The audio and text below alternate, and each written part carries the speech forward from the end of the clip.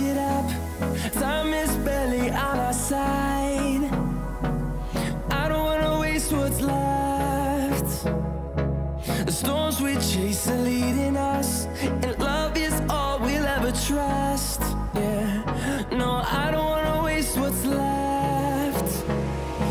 And on we'll go.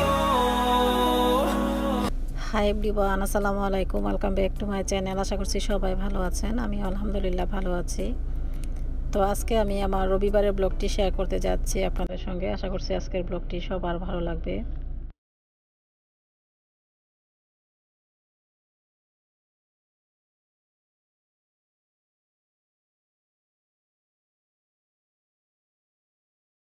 তো এখন হলো সময় সকাল 7:30 বাজে। আমি একবার উঠেছিলাম, অবশ্যই সকালবেলা উঠে নামাজ পড়ে আবার শুয়েছিলাম। মানে বাচ্চাদের যেদিন স্কুল না থাকে সেদিন একটু লেট করে ঘুম থেকে ওঠা হয়। তো যাই হোক, ঘুম থেকে উঠে হাতে টুকিটাকি কাজগুলো শেষ করে নিচ্ছি। তারপর বাচ্চাদের নিয়ে নিচে যাব, দেখি ওদেরকে নাস্তাটা তৈরি করে দিব।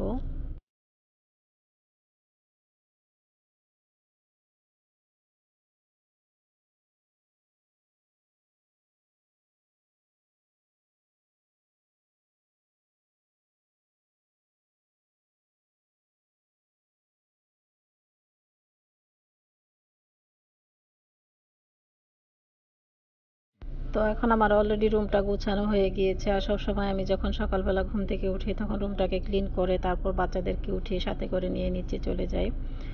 তো আজকে আলমারিতে কিছু কাপড় গুছানোর কথা আমার, মানে প্রতি সপ্তাহে একবার আমি আলমারিটা গুছানোর চেষ্টা করি। এমনিতে কিন্তু গুছানো হয় না, এলোমেলো হয়ে যায়। তো সেই সপ্তাহের একদিন আজকে রবিবার ভাবলাম একটু আলমারিটাকে গুছিয়ে নিই। তো কাপড়গুলো জাস্ট একটু গুছিয়ে রেখে তারপর এখন আমি চলে যাচ্ছি নিচে। আর এই তো এখন আমার রুমটাও ক্লিন করা হয়ে গিয়েছে। আমি এখন যাচ্ছি নিচে। আর শালীন আজকে অনেক দুষ্টুমি করতেছে। আজকে একটু সকালবেলায় ঘুম থেকে উঠে গিয়েছে অবশ্য।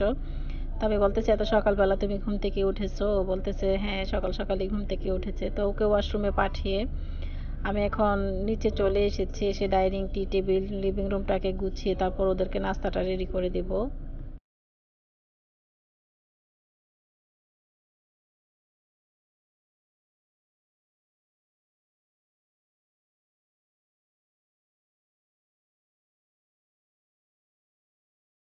আর এমনিতে আমি সবসময় ঘুম থেকে উঠেই রুমটাকে ক্লিন করে থাকি। আর রাতের বেলাতেও রুম ক্লিন করা থাকে প্রায়, তো মাঝে মধ্যে করে থাকি না, কারণ যখন আমার শরীর অসুস্থ থাকে তখন আমি রুমের কাজ করি, মানে একটু করে তারপর আবার রেস্টে থাকতে হয়। আর গতকালকে আমাকে অনেক আপুরে কমেন্ট লিখেছে যে আপু তোমার শরীর এখন কেমন আছে? তো আগের চেয়ে কিছুটা ভালো আছে, মানে পুরোপুরি সুস্থ হয়নি আমি এখনও। তো আপনারা সবাই আমার জন্য দোয়া করবেন যাতে আমি তাড়াতাড়ি সুস্থ হয়ে যাই। আসলে অনেক আপুরা খুব সুন্দরভাবে কমেন্ট লিখে আমার খোঁজখবর নিয়ে থাকে। তারা এমনকি মেসেঞ্জারে অনেক আপুরা আমাকে নক করে, তো তাদের সঙ্গে আমি কথা বলার চেষ্টা করি। তো এখন আমার রুমটা গুছানো হয়ে গিয়েছে নিচে। আমি রুমটাকে এখন ঝাড়ু দিয়ে এখন ওদেরকে আমি নাস্তাটা তৈরি করে দিব। আর সবসময় আমি যখন ঘুম থেকে উঠি তখন ওর আব্বু বলবে তুমি আগে নাস্তাটা খেয়ে নেবে, তারপর তুমি সংসারের টুকিটাকি কাজ করে নেবে। তো সেটা আমার ভালো লাগে না। আমি সবসময় ঘুম থেকে উঠে রুমটাকে ক্লিন করে যখন আমি নাস্তাটা খেয়ে থাকি তখন আমার কাছে খুবই ভালো লাগে। আর গতকালকে আমি দই তৈরি করেছিলাম চুলায়, মানে ফুল ক্রিম মিল্ক দিয়ে কীভাবে দই তৈরি করতে হয় সেই দইটা আমি তৈরি করেছি। হয়তো 2-1 দিনের মধ্যে আপনাদের সঙ্গে শেয়ার করব। অনেক ইজিভাবেই কিন্তু দই তৈরি করা যায় বাসায়। আমি মাঝে মধ্যে এরকম তৈরি করে তারপর বাচ্চাদের দিয়ে থাকি। তো গতকালকে তৈরি করার পর গরম গরম একটু খেয়ে দেখেছিলাম কেমন হয়েছে। তারপর ফ্রিজে রেখে দেওয়ার পর কিন্তু আরও খেতে ভালো লেগেছে, মানে বিশেষ করে ঠান্ডা যখন হয়ে যায় দইটা তখন খেতে অনেক বেশি ভালো লাগে।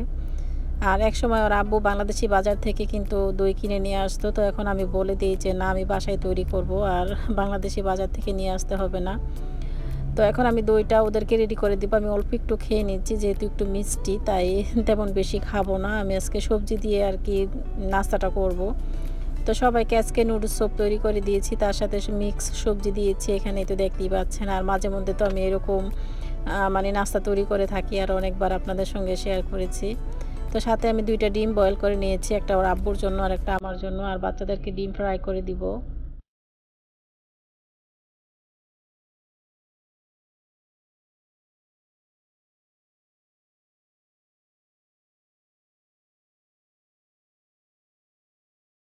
আর আজকে এমনি তো একটু বেশি ভালো লাগতেছে যেহেতু ছুটির দিন কিন্তু ফ্যামিলি সবাই মিলে একসঙ্গে নাস্তা খাওয়ার মজাটাই অন্যরকম। এমনিতে তো নাস্তা সবসময় একা খেয়ে থাকি বা মাঝে মধ্যে ওর আব্বুর সঙ্গে নাস্তা খেয়ে থাকি। তো আজকে সবার সঙ্গে বসে নাস্তাটা খেতে পেরে খুবই ভালো লাগতেছে আমার কাছে। তো আমরা সবাই নুডলস স্যুপ নিয়েছি সবজি দিয়ে, আর বাচ্চাদের জন্য ডিম ফ্রাই করে নিয়েছি, আর শালীনকে সিরিয়াল দিচ্ছি এখানে।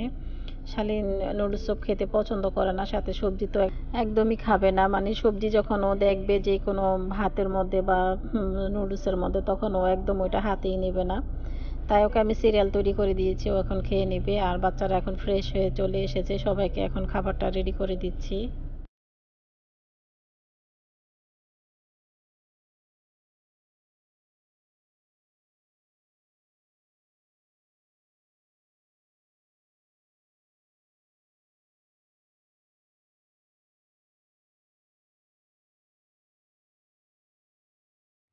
আর এখন হলো আমাদের এখানে প্রায় 3:30টার মতো বাজে। তো ওর আব্বু আজকে রেডি হয়েছে বাচ্চাদেরকে নিয়ে বাংলাদেশি বাজারে যাবে। তো আমাকে বলেছিল যাওয়ার জন্য, আমার তো শরীর ভালো লাগছে না, সেজন্য আমি আর যাচ্ছি না। তো শালীনকে নিয়ে ওর আব্বু এখন বাজারে যাচ্ছে। তো অলরেডি এখন বাজার থেকে চলে এসেছে, সালমান সাথে গিয়েছিল, সালমান, শালীন, তারপর ওর আব্বু গিয়েছিল, মীরা আর আমি যাইনি। তো আজকে অনেক বাজার করেছে, আর অনেক দিন ধরেই বলতেছে যে বাজারে যাবে। আর এই বাজারটা হলো রবিবারের বাজার, মানে সবসময় রবিবারে কিন্তু আমাদের এখানে বাংলাদেশি বাজারটা বসে। দিনের 3টা থেকে বিকেল 6টা পর্যন্ত বাজারটা থাকে। তো যত মানে আগে যাওয়া যায় তো ওতে কিন্তু ফ্রেশ শাকসবজি সব কিছুই পাওয়া যায়। একটু লেট করে গেলে দেখা যায় অনেক সময় অনেক কিছুই পাওয়া যায় না, মানে এত লোক হয়, শুধু বাঙালি হয় এখানে সব। তো আমি আর অনেকবার দেখিয়েছি আমার ব্লগের মাধ্যমে। আর এক আপু আমাকে বলেছিল যে আপু বাংলাদেশি বাজারটা অবশ্যই শেয়ার করবে। তো আজকে যখন সালমান গিয়েছিল আমি ভুলেই গিয়েছিলাম একটু শ্যুট করার কথা বলতে ওকে।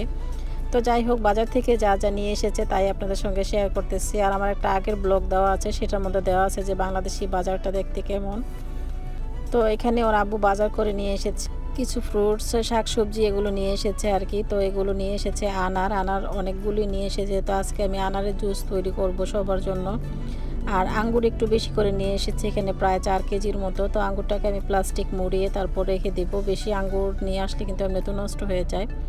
আর এখানে ব্রোকলি, শুটকি, এটা বাংলাদেশ থেকে এসেছে শুটকিটা, মলা মাছের শুটকি, তাই ওর আব্বু নিয়ে এসেছে অল্প করে। আর কাঁচকলা নিয়ে এসেছে, ফুলকপি, ফ্রেশ ধনিয়া পাতাটা অবশ্যই আমি ধুয়ে ভালোভাবে রেখে দেবো। এখানে পটল, কাঁকরোল, আলু নিয়ে এসেছে, আর টমেটো।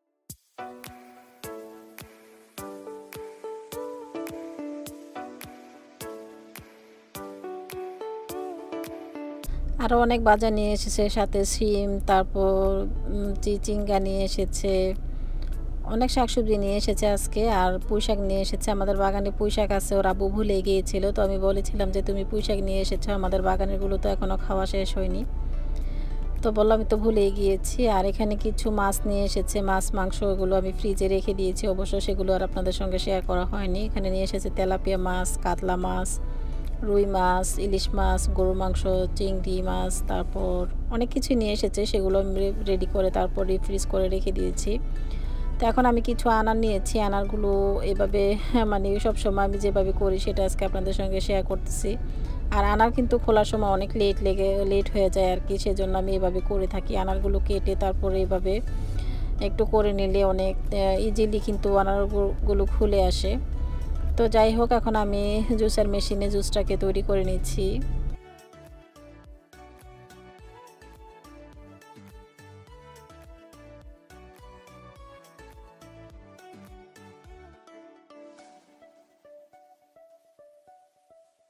তো এখন আমার জুসটা তৈরি করা হয়ে গিয়েছে, এখন আমি সবাইকে 1 গ্লাস করে দিব। ছোট একটা গ্লাস নিয়েছি আমি, অল্প অল্প করে সবাইকে দিব আর কি। আর এখানে আমি 6টা আনার নিয়েছি, 6টা আনারে এতটুকু পরিমাণ জুস হয়েছে। তো এখন হলো বিকেল টাইম, প্রায় 5:30টার মতো বাজে। আমরা আসর নামাজ পড়ে নিয়েছি, এখন আমরা যাবো আজকে একটু পার্কে হাঁটার জন্য। ওর আব্বু সেই বিকেল থেকেই বলতেছে আজকে হাঁটতে যাবে, বাইরে পার্কে যাবে আর কি। তো আমি যেতে চাচ্ছি না, আমি বলতেছি আমার তো হাঁটতে ইচ্ছে করছে না, মানে এত শরীর খারাপ লাগতেছিল।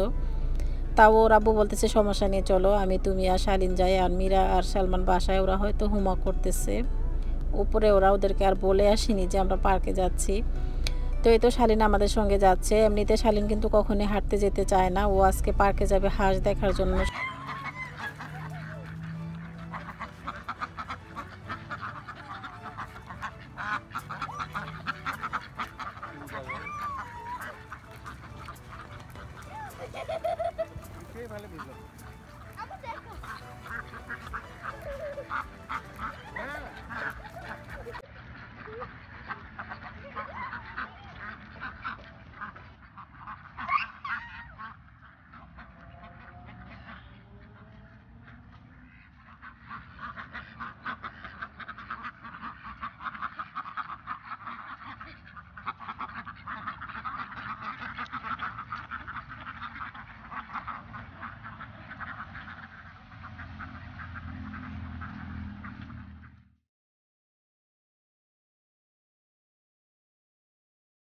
তো শালীন হাঁসগুলোর সঙ্গে অনেক মজা করলো, আমাদের অনেক ভালো লেগেছে। আমাদের এই পার্কে অনেক হাঁস, আজকে সবগুলো হাঁস একসঙ্গে হয়েছে।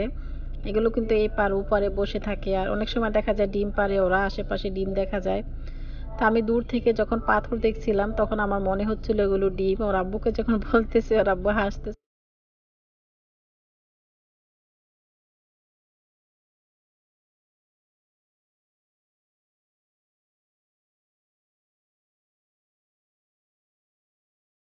আর আজকে আমি আমাদের পার্কের অনেক কিছুই আপনাদের সঙ্গে শেয়ার করব। আমাদের পার্কে অনেক ফ্রুটস গাছ আছে যেখান থেকে নাকি আমরা সব সময় ফল নিয়ে খেয়ে থাকি। তো অনেক দিনই আমাদের এই পার্কে আসা হয় না, তো অনেক ফলই কিন্তু হয়েছিল, অনেকে ছিঁড়ে নিয়েছে বা খেয়ে ফেলেছে, তো ভাবলাম আজকে দেখি পাই কি না।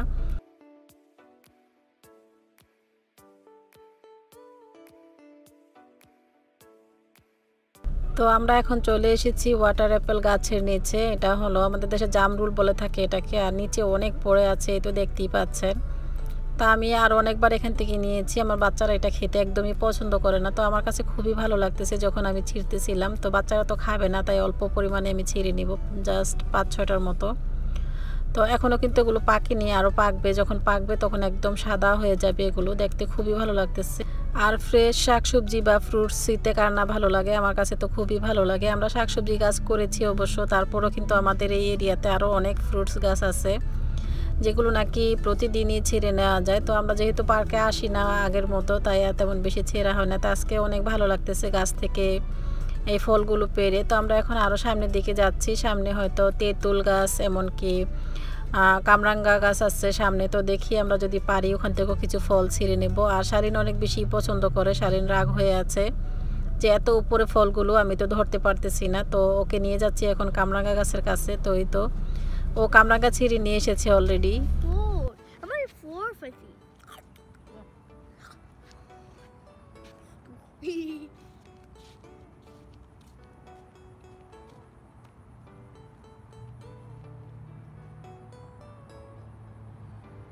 I want this coconut. Okay.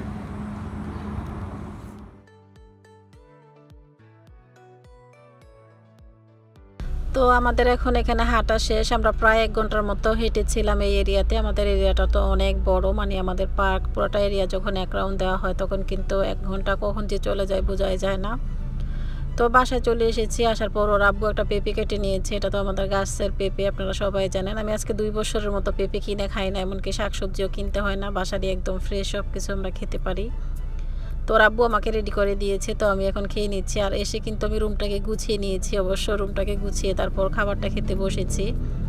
তো গতকালকের ব্লগে আমাকে অনেকেই বলেছে যে আপু তোমার সবজির বাগানটা দেখিনি, তাই ভালো লাগেনি, মিস করতেছি অনেক, তাই ভাবলাম একটু সবজির বাগানটা শেয়ার করি। তো আশা করছি আজকের ব্লগটি সবার ভালো লেগেছে। আর আমার ব্লগগুলো যদি আপনাদের ভালো লেগে থাকে অবশ্যই একটা like, comment, share and subscribe করতে ভুলবেন না। আর আমার পাশে সবসময় থাকার জন্য সকলকে অসংখ্য ধন্যবাদ জানিয়ে আজকের মতো এখানেই বিদায় নিচ্ছি। সবাই ভালো থাকবেন, সুস্থ থাকবেন, আর আমাদের জন্য দোয়া করবেন। আল্লাহ হাফেজ।